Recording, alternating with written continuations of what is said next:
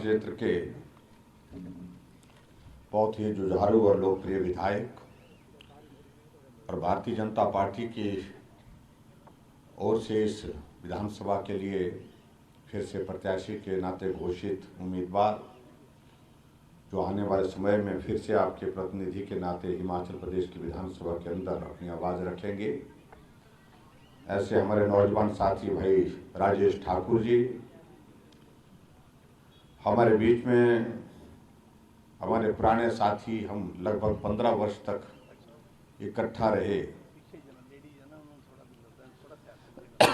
पूर्व में विधायक रहे और अपने संगठन में उस वक्त और सरकार में विभिन्न दायित्वों पर भी रहे भाई राकेश कालिया जी हमारी मदद करने के लिए यहाँ बहुत दूर से आए। उत्तर प्रदेश से माननीय विधायक श्री राम प्रताप सिंह जी, पार्टी के हमारे साथी श्री सुशील कालिया जी, मंडल के अध्यक्ष सतपाल जी,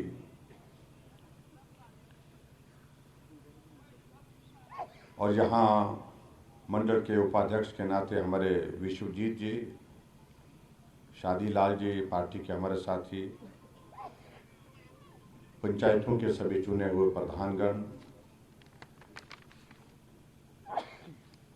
और यहाँ उपस्थित सभी भाइयों बहनों, नौजवान साथियों और पत्रकार मित्रों,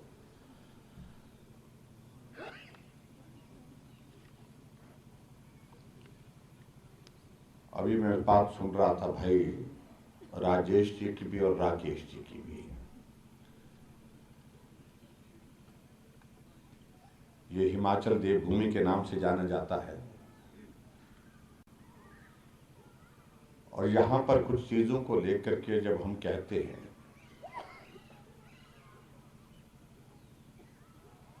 कि देवभूमि की धरती पर इस प्रकार की घटनाएं घटित होने लग जाएं, तो समझ लेना कि बहुत बड़ा आने वाले समय के लिए एक संकट की दिशा में हम बढ़ रहे हैं। हिमाचल अपनी ईमानदारी के लिए जाना जाता है, हिमाचल अपनी संस्कृति के लिए जाना जाता है, संस्कार के लिए जाना जाता है।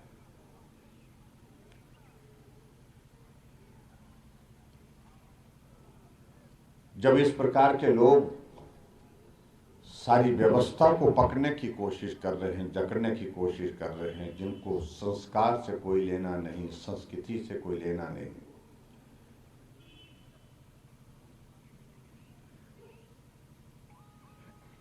पद चाहिए, प्रतिष्ठा चाहिए, उसके लिए कुछ भी कर देंगे, तो समझ लेना कि ये देवभूमि की संस्कृति के खिलाफ चल रही है।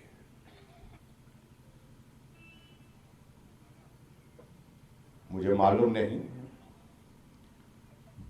मैं बहुत कम जानता हूं उन लोगों को जिनका जिक्र भाई राकेश जी ने यहां पर किया। हम ये मान करके चल रहे थे कि हमारा मुकाबला इनके साथ होगा, हम इनको हराने की कोशिश करेंगे, ये हमको हराने की कोशिश करेंगे।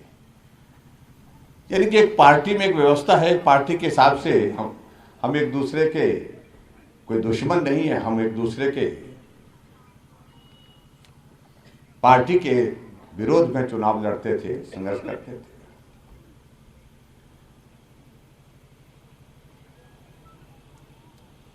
लेकिन दल बल का इतना प्रभाव हो जाएगा ये हमने कभी कल्पना नहीं की थी।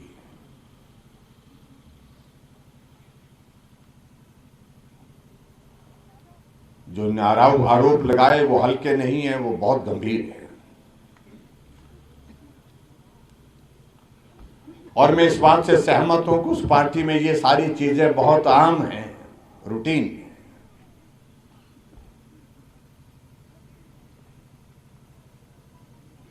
ने कहा कि सौदा हुआ है, अगर सौदा हुआ है तो सिर्फ टिकट का हुआ है।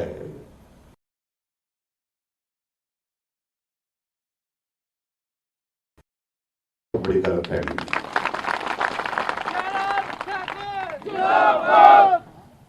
हम अपने स्वाभिमान और सम्मान की वजह से जीते हैं।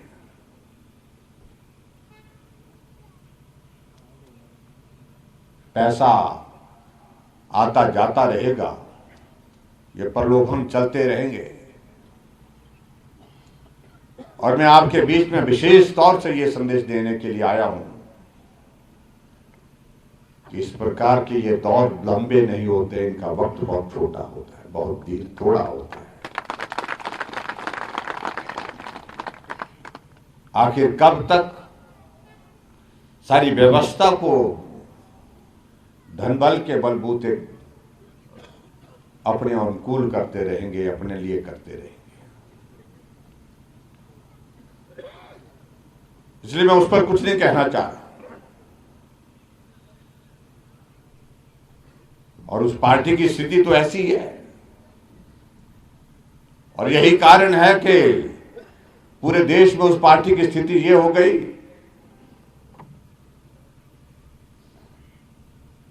आज हम 18 प्रदेशों में हैं और वो मात्र 2 प्रदेशों में है, जिन प्रदेशों में वो है अगर आज भी चुनाव हो जाए तो वहां से भी विदाई हो जाएगी।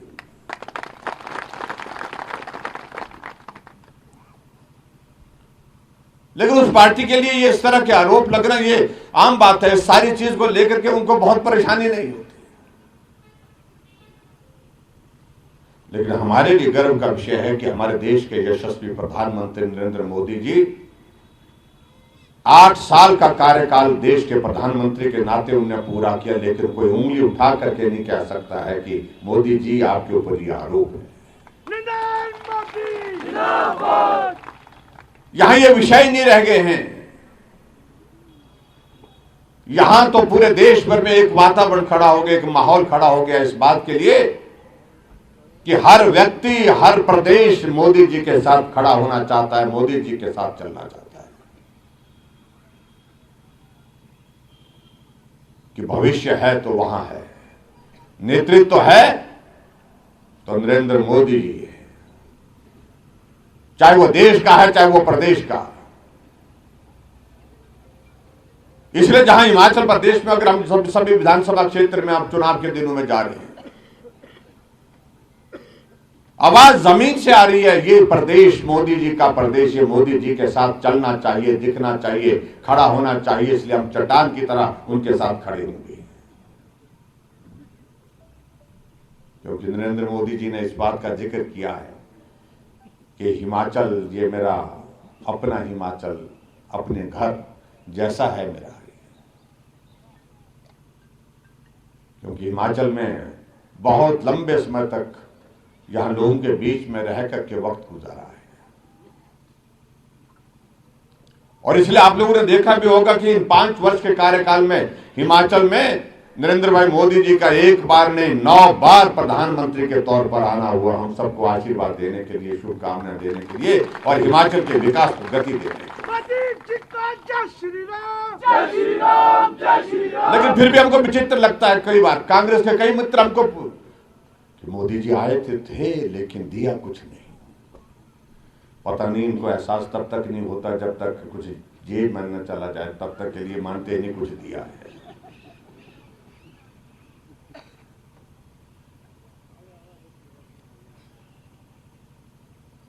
ये ऑल इंडिया मेडिकल इंस्टीट्यूट का मतलब हमारे हिमाचल के लिए दिल्ली होता था, आज हमारे लिए एम्स का मतलब बिलासपुर हो गया। पूरे देश भर में वंदे भारत ट्रेन 4 शुरू हुई और 4 में से 1 ट्रेन हिमाचल के ऊना से, और ऊना के भी आपके इस गांव से शुरू। फिर भी उसके बावजूद कहते कि मोदी जी ने क्या किया। पूरे देश में बल्क ड्रग फार्मा पार्क 3 बनने थे, जहां आने वाले समय में 20,000 नौजवानों के लिए रोजगार मिलेगा, जहां लगभग 50,000 करोड़ रुपए का इन्वेस्टमेंट आएगा। उसका शिलान्यास यहां पर ऊना में आकर के प्रधानमंत्री जी ने किया। उसके बावजूद भी पूछ रहे थे कि मोदी जी ने क्या किया।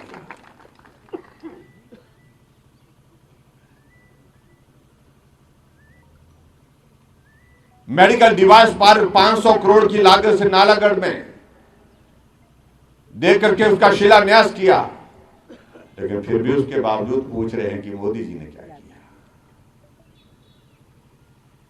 अटल टनल रोहतांग जिसकी शुरुआत अटल जी ने शुरू की थी, उसको पूरा करने का काम नरेंद्र भाई मोदी जी ने किया और 3,500 करोड़ रुपए की लागत से उस प्रोजेक्ट को पूरा करने के बाद देश के लिए समर्पित किया।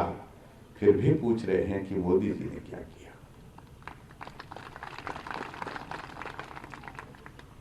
1981 के बाद कोई प्रधानमंत्री के नाते चंबा के उस सुदूर चंबा के इस इलाके में चौगान में उतरे और वहां 3,000 करोड़ रुपए की लागत से प्रधानमंत्री ग्राम सड़क योजना की फेज 3 का शिलान्यास किया, हाइडल प्रोजेक्ट का शिलान्यास किया। उसके बावजूद भी पूछ रहे हैं कि मोदी जी ने क्या किया। हमने कहा कम से कम भाई भगवान से तो डरो। जो बोलते हो आज आजकल हमारे बीच में आकर के हम गारंटी देते हैं, 10 गारंटी दे दी। मैंने कहा पहले अपनी गारंटी तो ले लो। जिनकी अपनी ही गारंटी नहीं है वो गारंटी देने लगे। कहा तो इन लोगों ने ये था कि हम सत्ता में आएंगे। 2013 में बोला था कि हम जो बेरोजगार हैं उनको बेरोजगारी भत्ता देंगे। कितने बेरोजगारों को भत्ता मिला भाई? अगर वादे की बातें अगर याद करा रहे हो तो याद ये भी करानी पड़ेगी हमको, कितने नौजवानों को हिमाचल प्रदेश में बेरोजगारी भत्ता मिला। कहा तो वादा यह था कि हम हिमाचल प्रदेश में हम बेरोजगारी को समाप्त करेंगे। तो आज ये बेरोजगारों की बात का जिक्र करने की जरूरत क्या हो गई, जब बेरोजगारी आपने समाप्त ही कर दी थी। कहा था कि महंगाई खत्म कर देंगे। क्या 2013 से 2017 तक सरकार रही तो उसमें खत्म हो गई क्या? गारंटी का मतलब क्या होता है?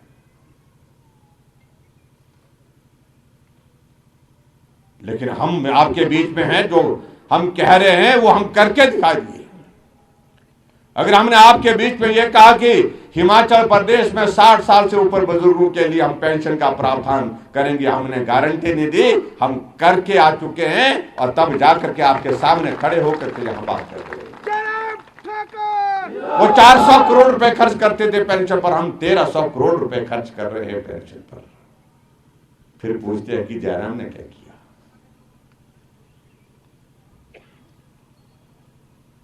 हमने हिमाचल प्रदेश में गरीब लोगों के इलाज के लिए आयुष्मान भारत के साथ साथ में प्रदेश की एक योजना हिमकेयर की शुरुआत की। गरीब लोगों का इलाज किया, 3.5 लाख गरीब लोगों का मुफ्त में इलाज किया अभी तक, जो आज से पहले किसी ने नहीं सोचा, किसी ने नहीं किया था। उसके बावजूद हमसे पूछ रहे हैं।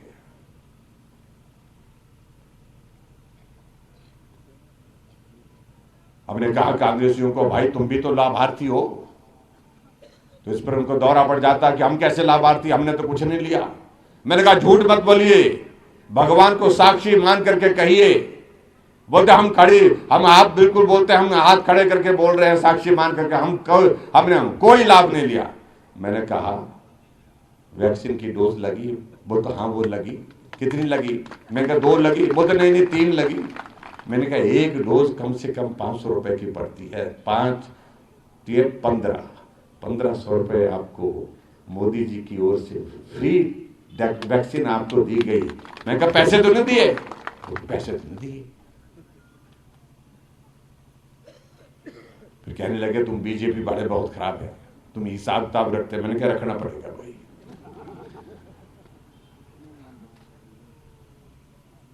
मैंने कहा तुम्हारे घर में पानी का नलका लगा हुआ? बोलता हाँ लगा है, बाथरूम में भी लगा है, रसोई में भी लगा हुआ है, वॉश बेसिन में भी लगा हुआ है। मैंने कहा बिल आ रहा क्या? वो तो बिल तो नहीं आ रहा, पहले आता था अब नहीं आ रहा है। मैंने कहा लाभार्थी है कि नहीं है? बगले झांकते हैं। मैं कहा तुम्हारे घर में बिजली का कनेक्शन लगा है ना? बोलते हाँ वो बिजली का कनेक्शन तो लगा है। मैंने कहा कितना किराया आता था पहले? आता था बोलते 500 रुपए, 400 रुपए, 450, कभी 600 रुपए आ जाता था। मैंने कहा अब कितना आता है? बोलता अब तो नहीं आ रहा है। मैंने कहा अब बोलिए ना, लाभार्थी हैं कि नहीं है तुम लोग भी? मैंने कहा आपके घर में महिलाएं हैं? बोलते हाँ महिला भी है। मैंने कहा उनका आने जाने का किराया आधा हुआ कि नहीं हुआ? बोलता हाँ जी वो तो उनका हुआ, हमारा नहीं हुआ। बोलते मैंने कहा आपका भी करेंगे। अरे इतने सारे लाभ आपको मिले, घर बैठे मिले। किसान सम्मान निधि का पैसा 6,000 रुपए उनके खाते में जा रहा है। फिर भी पूछ रहे, फिर भी बोल रहे हैं कि मोदी जी ने कुछ नहीं किया, जयराम ने कुछ नहीं किया। मैं उन सारी बातों को भी छोड़ देता हूं, कोई बात नहीं। अपनी पार्टी बोलता हाँ काम तो किया बहुत सारे, लेकिन क्या करना, पार्टी तो अपनी अपनी है। तो मैंने कहा ये बोलो ना, और अपने नेताओं को बोलो जाकर के कि ये सारे काम हमको मोदी जी ने और जयराम ठाकुर ने करके दिए हैं। पानी दे दिया है, बिजली दे दी है, उसके बाद दवाई का इंतजाम हमारा कर दिया है, गैस का कनेक्शन दे दिया है। कहने लगे हम तो अपनी पार्टी में ना इनको बोलते बोलते थक गए, नेताओं को हम बोलते थे कि भाई ऐसे गरीब लोगों के लिए काम करो, जैसे अब आपने कर दिया। अब हम तो बोलने लायक नहीं। मैंने कहा नहीं बोलने लायक है तो घर में बैठो, फिर आराम से बैठो।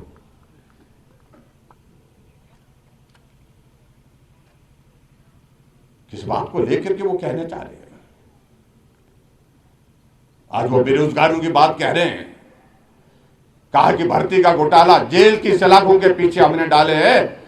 जो भी लोग उसमें शामिल थे, एक एक आदमी तो जेल की सलाखों पे पीछे उठा करके, कोई बिहार से उठा करके लाए, कोई यूपी से उठा करके लाए, हमने एक नहीं छोड़ा। लेकिन कांग्रेस के जमाने में भर्ती हुई थी और उस भर्ती में पेपर लीक हुआ था, और पेपर लीक होने के बाद वो लोग तो खुले घूमते रहे।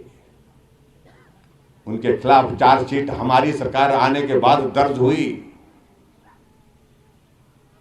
हमने तो उसी दिन, जिस दिन भर्ती का हमको मालूम पड़ा कि पेपर लीक होने की खबर है, हमने पेपर ही रद्द कर दिया, नए सिरे से पेपर होगा। और आज मैं इस बात को कह सकता हूं, पेपर रद्द करने के बाद नए सिरे से भर्ती की प्रक्रिया पूरी कर दी है। जो कांस्टेबल लगने थे 1300 साढ़े 1300 कांस्टेबल हिमाचल प्रदेश में अपनी ड्यूटी दे रहे हैं, ज्वाइन कर दिया।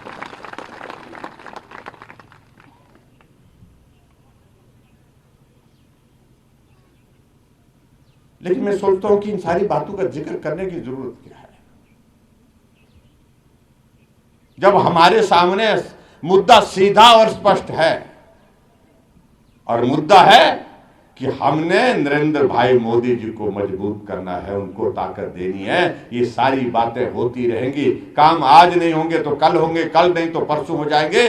लेकिन हिमाचल को नरेंद्र भाई मोदी जी ने अपना घर माना। ये घर उनको इज्जत देगा, घर उनको सम्मान देगा, घर ताकत देगा, मजबूती देगा। इसके लिए हम सबको काम करना है। यहां कौन आया टिकट लेकर के, कितने पैसे दे करके टिकट लेकर के आया, ये कोई विषय ही नहीं है।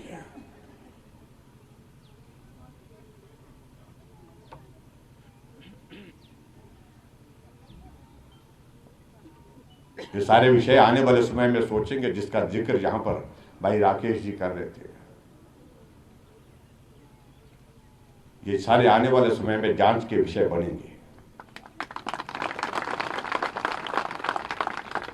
अभी चुनाव का दौर है, पहले इस दौर को हम पूरा करेंगे, उसके बाद आने वाले समय में मैं बदले की भावना से काम करने वाले लोगों में से नहीं हूं।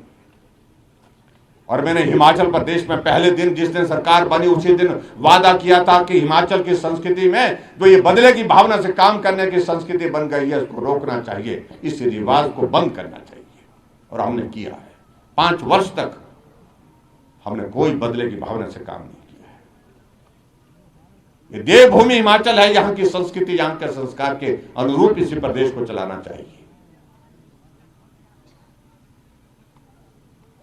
लेकिन जब इस तरह के मामले ध्यान में आएंगे तो उन बातों को लेकर के फिर जरूर विचार करेंगे। मैं आप सबके बीच में कोई लंबी बात कहने के लिए नहीं आया। मैं सिर्फ आपके बीच में सिर्फ अपनी बात यही कहने आया हूं। ये गगरेट विधानसभा का स्वाभिमान का विषय है, ये सम्मान का विषय है। अगर कुछ लोगों को इस प्रकार से ये करने की कोशिश भी करते हैं, मैं उनसे विनम्र निवेदन करना चाहूंगा कि स्वाभिमान से ऊपर कोई चीज नहीं है, सम्मान से ऊपर कोई चीज नहीं है, उससे समझौता मत करिए, समझौता मत करिए। और मुझे पूरा भरोसा है इस गिरग्रेट विधानसभा क्षेत्र के हमारे भाई बहन कभी उस पर समझौता नहीं करेंगे। और ऐसे नेतृत्व के साथ हमको चलना चाहिए जहां देश का भविष्य सुरक्षित है। धारा 370 समाप्त हमारी आंखों के सामने हुई। राम मंदिर के निर्माण का कार्य हमारी आंखों के सामने शुरू हुआ। ये सरल नहीं था, ये कठिन था, जटिल था, मुश्किल था, लेकिन उसके बावजूद जब मजबूत नेतृत्व देश को मिला तभी संभव हुआ। इसलिए हमको आज से इस बात को लेकर के चलना चाहिए कि हमारा हिमाचल प्रदेश का भला किसमें है। भला सिर्फ एक ही चीज में है कि डबल इंजन की सरकार, मोदी जी का नेतृत्व, हिमाचल प्रदेश के लिए उनका आशीर्वाद, हमने उनके साथ चलना है। यही बात मुझे लगता है कि नीचे तक, जनमानस तक जानी चाहिए। और मैं इस बात को देख भी रहा हूं पूरे हिमाचल प्रदेश में, जहां भी जा रहा हूं आवाज जमीन से आ रही है, नीचे से आवाज आ रही है, लोग जमीन से बोल रहे हैं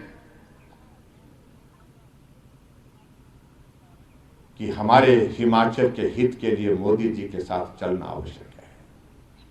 हम मोदी जी के साथ चलेंगे। और इसलिए हमने कहा कि रिवाज बदलने की बात कही, और रिवाज बदलने की बात का अभिप्राय हमारा यही है। कुछ लोग इसका अर्थ अलग अलग तरह से लेने की कोशिश कर रहे हैं। हमने रिवाज बदलने की बात यह कही है, 5 साल के बाद सरकारें बदल जाती है, लेकिन रिवाज पूरे देश में बदल गया। उत्तर प्रदेश में यही होता था, हर 5 वर्ष के बाद सरकार बदल जाती थी। लेकिन अब की बार योगी जी थे, फिर योगी जी आ गए, रिवाज बदल गया ना। उत्तराखंड में यही होता था जब से उत्तराखंड बना है, लेकिन धामी जी थे, धामी जी फिर आ गए, रिवाज बदला। जब पूरे देश में रिवाज बदल गया तो हम हिमाचल के लोग क्यों ना बदले। पूरा देश महसूस कर रहा कि हमको नरेंद्र भाई मोदी जी के साथ चलना है, भला उसमें है और सम्मान भी उसमें है। इसलिए भाई और बहनों, मैं आप सबसे यही निवेदन करने के लिए आया हूं। भाई राजेश ठाकुर जी ने आपके इस विधानसभा क्षेत्र में काम किए हैं, जिक्र कर रहे थे, हमने रास्ते बनाए, हमने पानी की स्कीमें बनाई, हमने यहाँ पर बहुत सारी चीज़ों को लेकर के काम किया। मुझे कहा उन्होंने कि गगरेट में एसडीएम का दफ्तर नहीं है, और हिमाचल प्रदेश में सरकार बनने के बाद पहला एसडीएम का दफ्तर मैंने आपके इस विधानसभा क्षेत्र के गगरेट में किया।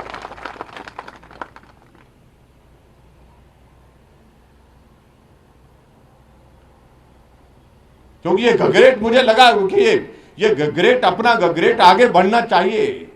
अगर यहां कठिनाई है उसका समाधान होना चाहिए। इसलिए जहां पेयजल योजना देने की बात थी वहां पर पेयजल योजना दी, जहां यहां पर ट्यूबवेल बनाने करने की आवश्यकता थी उसके लिए हमने काम किया, हर तरह से इस क्षेत्र में काम किया।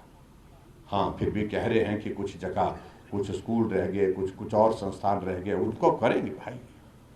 और मैं ये कह रहा हूं, गगरेट में यहां बोल रहा हूं मैं, सरकार भाजपा की बनेगी, सिर्फ भाजपा की ही बनेगी। और नरेंद्र भाई मोदी जी के आशीर्वाद से और आप सबके आशीर्वाद से जब हिमाचल प्रदेश में सरकार भाजपा की बनेगी, फिर आपके बीच में आएंगे, जो चाहिए होगा, जो करना होगा वो आपके इस क्षेत्र के विकास के लिए करेंगे। ये मेरी ओर से आपके लिए बात है। हम गांव के रहने वाले, हम जो बात कहते हैं सीधी बात कहते हैं, साफ बात कहते हैं भाई। हम घुमा फिरा करके कहने वाले लोगों में से नहीं है। भाई राकेश जी हमारे साथ वर्षों से हम इकट्ठा विधायक रहे हैं, कभी सत्ता में हम रहे, कभी सत्ता में ये रहे, लेकिन उसके बावजूद भी हम अच्छे मित्र के नाते हम बहुत सारी कमेटी के टूर में भी इकट्ठा होकर के घूमे। और आज मुझे इस बात की खुशी है कि आपने वहाँ की हकीकत को जाना और उसके बाद आप आज हमारे परिवार में शामिल हुए हैं। मैं आपका यहाँ आने पर स्वागत करता हूँ।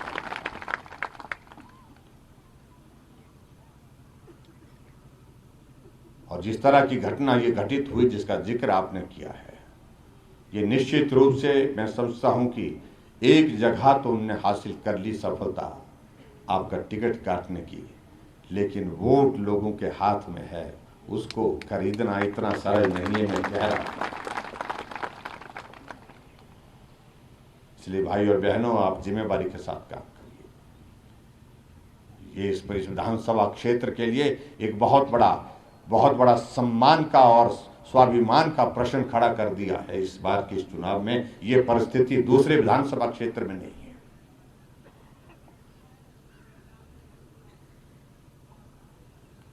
ये संदेश किसी हालत में नहीं जाना चाहिए कि टिकट खरीदा जा सकता है, लोग भी खरीदे जा सकते हैं। ये संदेश नहीं जाना चाहिए, किसी सूरत नहीं जाना चाहिए।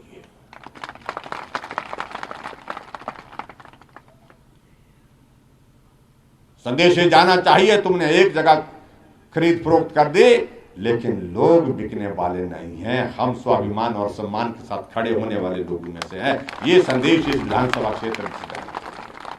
अगर इस विधानसभा क्षेत्र से ये संदेश जाएगा, मैं दावे के साथ कह रहा हूं, आने वाले समय में हिमाचल की राजनीति में इस प्रकार के लोग प्रवेश करने की जरूरत नहीं।